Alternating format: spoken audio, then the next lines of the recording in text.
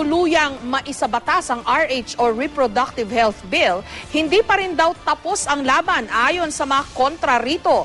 Dudulog daw sila sa Korte Suprema para questionin ang constitutionality nito. May report si Sherry Ann Torres. Hindi napigilang mapaiyak ng babaeng ito na maipasa ng Senado kagabi ang kontrobersyal na Reproductive Health Bill. Maging ang ilang grupo tulad ng grupong Pro-Life Philippines dismayado.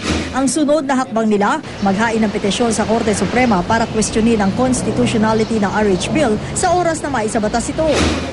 Ayon sa Pro-Life, may provision daw kasi sa RH Bill na lumalabag sa constitutional provision patungkol sa kahalagahan ng buhay, pamilya at moral values ng bawat Pilipino. The forum is already here with our courts eventually when the case is filed. If you are not a lawyer, you are a stakeholder, no? In this, you're a parent, you're a student, no? You are an employee or an employer, no? You can also come to the Pro-Life, contact us to the Pro-Life website. Suportado naman ng Catholic Bishops' Conference of the Philippines o CBCP ang nakatakdang petisyon. Pero of course, it will always be an initiative of the lay people. Will the CBCP support?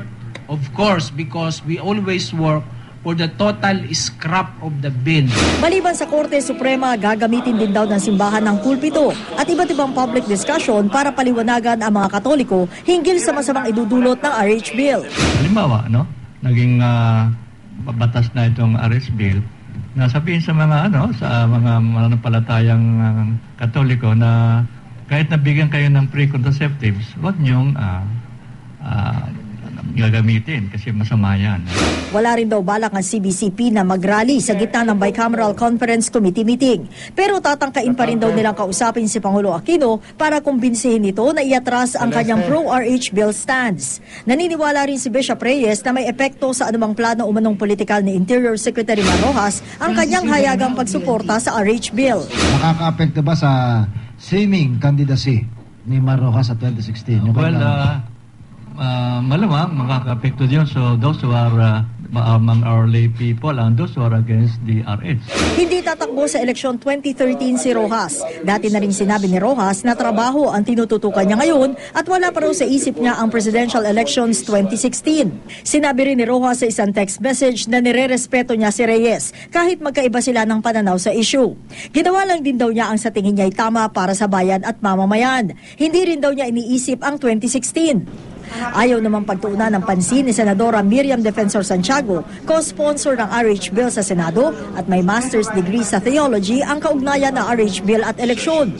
Lalo pat naniniwala si Santiago walang Catholic vote. Ang kaso ng dating Senador na Juan Clavier, nung Secretary of Health siya, namigay pa naman ng kondom ng libre sa mga mahihirap. Di nagimbal ang Iglesia Katolika. Talagang nagkampanya ang mga hardcore Catholics at led by their priest or their bishop against Clavier, but he won. Di ibig sabihin, there's no such thing as a Catholic vote.